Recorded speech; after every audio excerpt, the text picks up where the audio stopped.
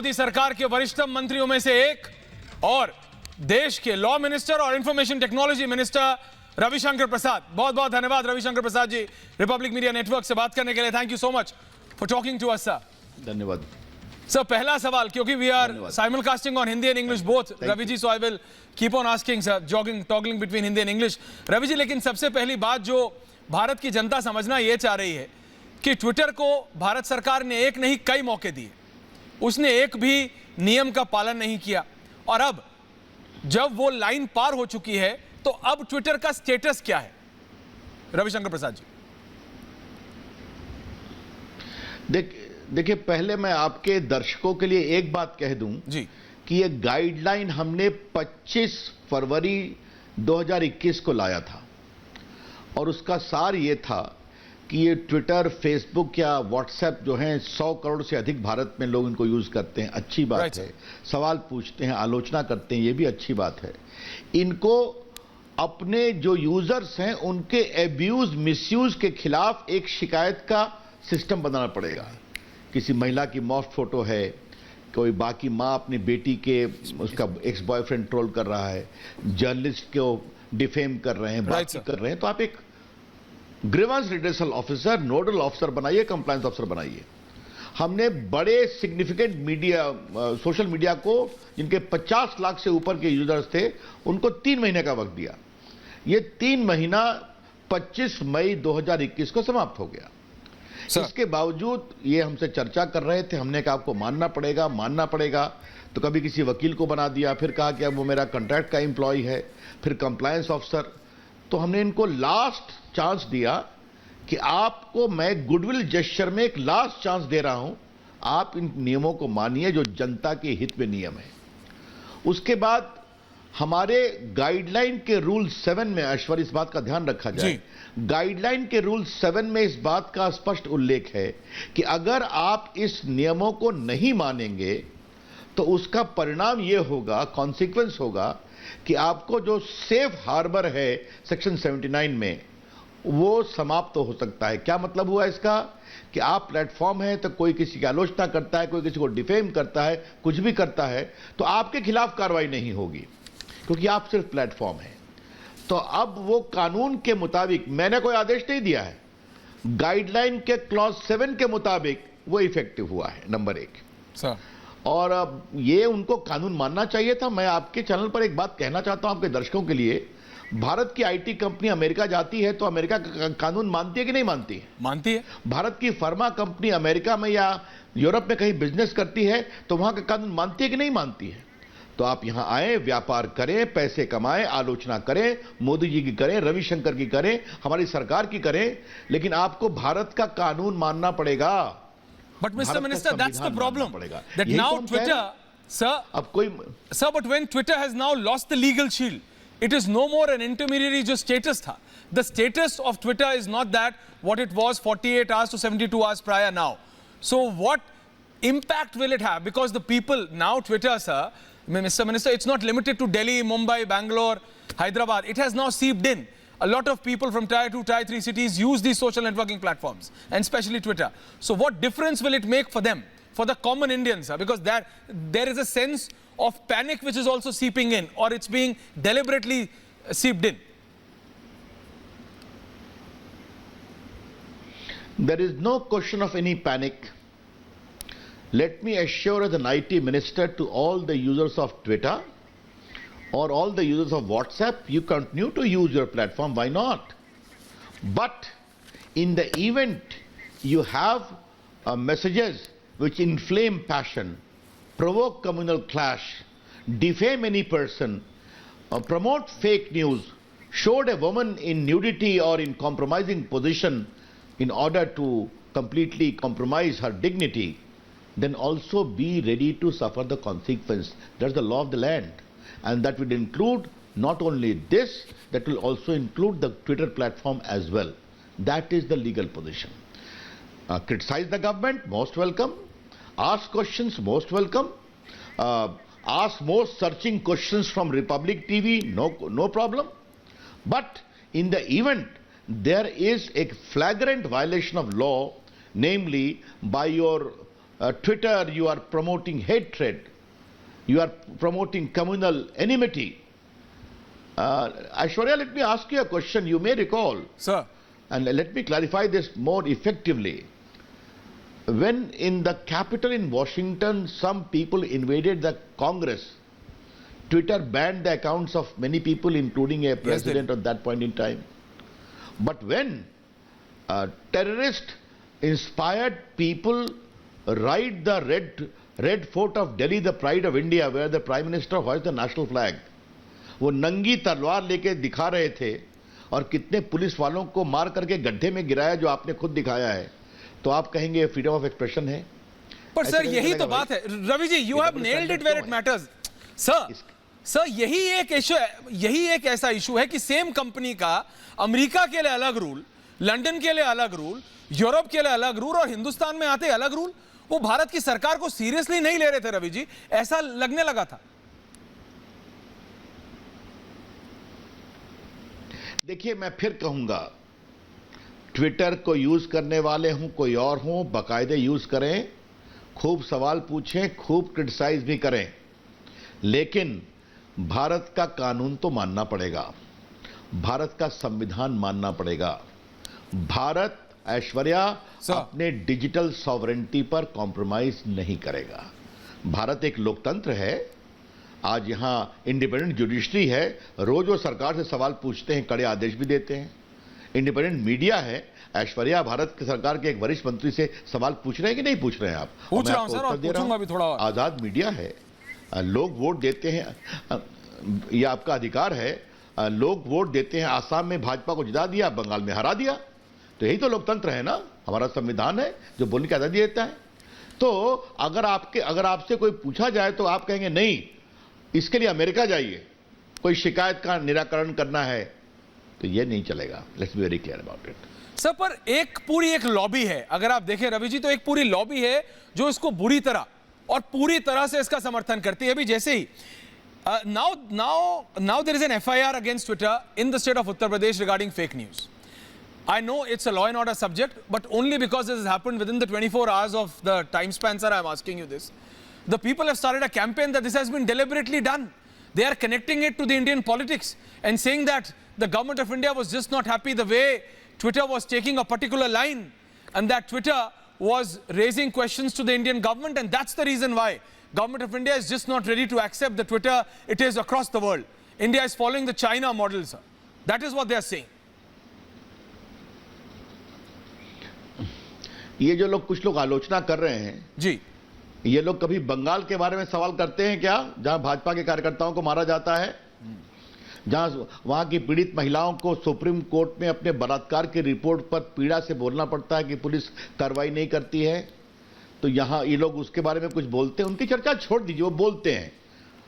हम बहुत विनम्रता से कहना चाहते हैं कि ये जो निर्णय हुआ है, ये 25 फरवरी को गाइडलाइन के क्लॉज 7 के ऑपरेशन में हुआ है। इसका किसी घटना से क्या संबंध है, हमें कुछ नहीं कहना है, और ये सच्चाई नहीं भी है। क्या ट्विटर को, ये लोगों को ग्रीवांस के लिए एक अपना सिस्टम नहीं बनाना चाहिए था क्या? उसके लिए हमको कानून लाना जरूरी था। और ये सुप्रीम कोर्ट के 2 आदेश हैं, प्रांजला केस में और फेसबुक में, 18 के और 19 के। पार्लियामेंट के डिबेट में पार्लियामेंट ने कहा कि फेक न्यूज पर आप सख्त कार्रवाई करें। एक राज्यसभा की कमेटी का रिकमेंडेशन था, सब चर्चा करके बनाया गया। ये तो मैं पहली बात कहूंगा। दूसरी बात, ये जो केस हुआ है, इस पर मुझे कुछ नहीं कहना है, यूपी पुलिस कार्रवाई करेगी, बाकी करेगी। लेकिन जो लोग इसको ट्वीट करते हैं, उनको ये समझना चाहिए ना कि ये बिल्कुल सांप्रदायिक तनाव फैलाने वाला ट्वीट है। इससे देश में तनाव हो सकता है, देश में दंगा हो सकता है। तो क्या सिस्टम को, चाहे वो ट्विटर हो या इसको ट्वीट करने वाले हों या इसको बढ़ाने वाले हों, उनको देखने की जरूरत नहीं है क्या?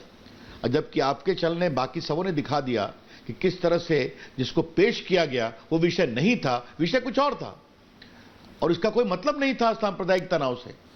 So are you saying, Mr. Minister, that now police अपना इन्वेस्टिगेशन करेगी, sir, लेकिन ये, so sir, are you saying that now after this new guidelines, एक बात सिर्फ और मैं और कर दूं, sir, please, मैं सिर्फ एक बात कह रहा था ऐश्वर्या जी, कि अगर आप किसी ट्वीट को मैनिपुलेटेड कहते हैं तो वो अपना मामला है, दिल्ली पुलिस उसका इन्वेस्टिगेशन कर रही है। आपने एक स्टैंडर्ड बना रखा है, तो आपने इस बात को यहां अप्लाई क्यों नहीं किया कि जो गाजियाबाद का ट्वीट है ये मैनिपुलेटेड है, फेक है, इसकी हम जांच करेंगे कि नहीं करेंगे? आपके फैक्ट चेकर कहां बैठे हुए थे? बात तो ठीक है। अब हमने अखबारों में पढ़ा है कि एक फैक्ट चेकर भी आपके ट्वीट कर रहे थे उसको, तो एक नॉर्म तो रखना पड़ेगा ना आपको। मैं यही खाली कहना चाहता हूं। Sir, but now question also arises that after they have failed, after Twitter has failed to comply with the new guidelines, they are now a media publisher. So now will you, Mr. Minister, make them liable even for third-party content? Because they might try to hide behind the loop of a third-party content or a third-party content provider. So now will they be made liable for that also? Because a lot of videos, lot of WhatsApp forwards, lot of all this happens on Twitter as well, sir. On WhatsApp, I will address your concerns separately. Okay. As regard Twitter is concerned, because they have not been compliant within the time stipulated, including the last time given to them, then there would be a legal consequence because of operation of law itself, namely Section 79 and Rule 7 of the guideline. They may also be liable for other laws of the country, including penal laws of the country. What will happen in a given case, how it will happen, I should not comment. Let the law should take its own course and let Twitter defend its own course. It is my job to ensure the law is uniformly followed, and you must be accountable to the concerns of the people of India in the case of abuse and misuse of social media against them. Women, children, people defamed, journalists defamed, now even judges are being trolled on fake news. So all these things, business people are being trolled on fake news. Therefore, all these questions are very relevant, for which you have to be held accountable. Regards WhatsApp, I must clarify to you, Sir. Aishwarya, what we are asking them. We are asking them a very simple thing, and let your viewers know. मैं इसको हिंदी में बोलता हूं कि अगर कोई message जो already viral हो गया है, जिसके कारण राइट्स हो रहा है, मॉब लिंचिंग हो रही है, टेररिज्म फैल रहा है, और किसी महिला को न्यूड दिखाया जा रहा है, या किसी चाइल्ड के साथ सेक्सुअल एब्यूज हो रहा है, उसको दिखाया जा रहा है, तो सिर्फ ऐसे मामलों में अगर बाकी प्रोविजंस बहुत इफेक्टिव नहीं है, तब व्हाट्सएप से कहा जाएगा आप बताइए ये खुराफात किसने शुरू की। बहुत सिंपल सी बात है। हम कोई कंटेंट उनसे नहीं मांगना रहे हैं, हम सिर्फ कह रहे हैं वायरल ऑलरेडी वो है, तो ये आप बताइए खुराफात किसने शुरू की। और अगर ये वायरल मैसेज भारत के सरहद के पार से आया तो हिंदुस्तान में उसको किसने शुरू किया, ये बताइए। कोई हम गलत काम कर रहे हैं क्या? बहुत सिंपल सी बात है। ये तो बाकी दुनिया में भी है। तो और व्हाट्सएप हो या बाकी हो, वो अपनी पॉलिसी में कहते हैं कि नहीं कि हम जनता के मैसेज को अपने बिजनेस एसोसिएट से भी शेयर करेंगे। तो हमारा खाली कहना यह है कि हमने ये पूरा कानून नियम भारत की जनता के हित में बनाया है, ये समझना चाहिए।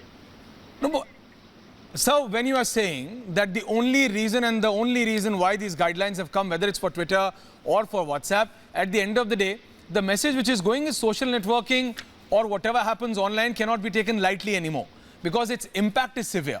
So the government of India is taking serious action against those who are perpetrating either to create fake news or to trying to create disturbance in India. But then those people who are behind them, because there is a group, sir, which is so-called very powerful group, which is still trying to protect. They are failing, but they are still trying. They are deliberately trying even now as we speak to not only troll you, but also government of India saying and trying to term Twitter as the masters of freedom of speech. How does government of India handle such people, sir, who are behind the curtain, but still trying to propagate this narrative? My reply is very simple. These guidelines have not sprung suddenly. There were two Supreme Court judgments besides High Court's judgment. There was a parliamentary command to me where members cutting across party divide asked me to take action against fake news, abuse of women on social media, etc., etc. There was a wide-scale consultation, and this was a work in progress for close to 4 years. So there should be one fact very, very clear. Regarding those people who are campaigning India, the democracy, they have got the right to criticize me also. I welcome that. no problem. But the point is, facts are facts, and the people of India are happy. Again, I am asking those who are asking me question, do they have the guts to tell the same position in USA that Indian IT companies should not follow US laws, Indian pharma companies should not follow US laws as regards freedom of speech and expression? Aishwarya, to be very frank Sir. to you, Indian democracy does not need the upadesh of these people and foreign entities on freedom of speech and expression. India's civilizational heritage, Indian democracy, and our fundamental right constitution itself grants us freedom of speech and expression. And the vibrant democracy, our independent judiciary, independent media, newspaper, TV channels, Sir. and the people of the country to whom we are accountable, they are the biggest bulwark of democracy, not some people who have a very skewed version of freedom. Sir एक और सवाल कि ये जनता से सवाल आ रहे हैं, मैं अभी बात कर रहा हूं तो वो व्हाट्सएप कर रहे हैं, मैसेज कर रहे हैं, ईमेल कर रहे हैं, वो ये कह रहे हैं कि रवि जी से ये पूछिए, मंत्री जी से, कि सबने कर दिया था, सारे प्लेटफॉर्म ने कूने कर दिया, जितने सारे प्लेटफॉर्म से सबने कर दिया, ये ट्विटर को क्या दिक्कत थी या कुछ अलग से मांगा था क्या सरकार ने ट्विटर से कि ट्विटर को इतनी दिक्कत हो रही थी? रवि जी, हमने कुछ नहीं मांगा था, बाकी ने कंप्लाई किया। जो बाकी लोग से मांगा था, इनसे भी मांगा था। क्या मांगा था? फिर कह रहा हूं, आप एक ग्रीवांस रिड्रेसल ऑफिसर बनाइए, आप एक नोडल ऑफिसर बनाइए, ये सभी भारत में हो, सबों का मोबाइल नंबर, फोन नंबर जनता के लिए उपलब्ध हो। आप एक कंप्लायंस ऑफिसर बनाइए जो रिपोर्ट करे कि कितनी शिकायत आई, हमने कितना कंप्लाइंग किया, यही तो रिपोर्ट दे। इसके अलावा और हम क्या मांग रहे थे? हमने ये भी कहा है कि आप भारत में अपना एक दफ्तर खोलिए, तो उसके लिए अगर उनको रिजर्व बैंक बाकी से कोई क्लैरिटी लेनी है तो आप लीजिए, हमको दिक्कत नहीं है। लेकिन आपको इन तीनों को नियुक्त करने में क्या दिक्कत है? मैं फिर पूछ रहा हूं आपसे, इसलिए मैं फिर पूछ रहा हूं। और मैं आपको एक बात और बता दूं कि जहां तक बाकी व्हाट्सएप मैसेज का सवाल है, क्योंकि व्हाट्सएप पे आपको सवाल आया है, तो आपके व्हाट्सएप के मैं सारे यूज करने वालों को देश का आईटी मंत्री रिपब्लिक टीवी पर आश्वस्त करता है कि आप व्हाट्सएप को पूरा यूज करें। बिल्कुल, परिवार के बीच में संदेश हो, मित्रों के बीच में संदेश हो, जर्नलिस्ट का सोर्स हो, वकील के मुवक्किल हो, डॉक्टर का पेशेंट हो, बॉयफ्रेंड का हो, गर्लफ्रेंड का हो, कुछ भी हो, इससे हमें कोई मतलब नहीं है। वो बिल्कुल प्रामाणिकता से देश में चलेगा और चलता रहेगा, हमारा आश्वासन है। हम फिर कह रहे हैं, हम उन्हीं मैसेज के बारे में जानकारी चाहते हैं जो वायरल हो चुका है। खुराफात किसने शुरू की वायरल करके, जिसके कारण वायलेंस हो रहा है, राइट हो रहा है, टेररिज्म हो रहा है, या किसी महिला को न्यूड दिखाया जा रहा है, या बच्चे को सेक्सुअली एक्सप्लॉइट किया जा रहा है, और who is started the mischief, खुराफात किसने शुरू की। और अगर सरहद के पार से आया तो बताइए। मुझे ऐश्वर्या याद है कि जब सीए के खिलाफ आंदोलन दिल्ली में चल रहा था, राइट भी हुआ था, तो शायद आपके चैनल पर एक चर्चा मैंने एक बार सुनी थी कि बहुत से मैसेज वायरल सरहद के पार से हुए थे कि नहीं हुए थे, मुझे बताइए तो आप। बात ठीक है, हुए आए थे। हाँ, तो ये कौन, किसने शुरू किया हिंदुस्तान में? ये जानने का अधिकार क्यों नहीं होना चाहिए? यही तो सवाल है। बट सर, क्या इस सबसे आखिरी सवाल, मेरे को पता है आपको जाना है एक बैठक के लिए रवि जी, लेकिन सिर्फ आखिरी सवाल, हिंदी एंड इंग्लिश बोथ में सर 30 सेकंड्स में आप दे देंगे, मेरे को पता है कि क्या ट्विटर की नीयत पे फिर सवाल खड़ा नहीं होता? दुनिया में सारे प्लेटफॉर्म्स ने कर दिया, इसी ने नहीं किया, और अब जब आप एक्शन लेना चाह रहे हैं तो इतना ढोल पीट रहे हैं कि हम तो फ्रीडम ऑफ स्पीच के टॉर्च बेरर्स हैं और ये हैं और फलाना है ढिमकाना है। क्या इनकी नीयत पे सवाल नहीं खड़ा होता सर फिर? फ्रीडम ऑफ स्पीच का ज्ञान हमें ट्विटर से नहीं प्राप्त किया है।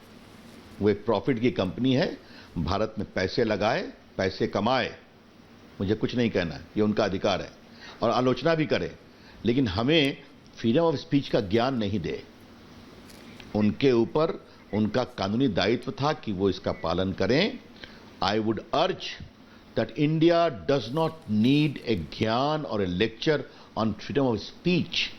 Freedom of speech stands concretized by our constitution, vibrant democracy, people, media independent judiciary, and our civilizational ethos.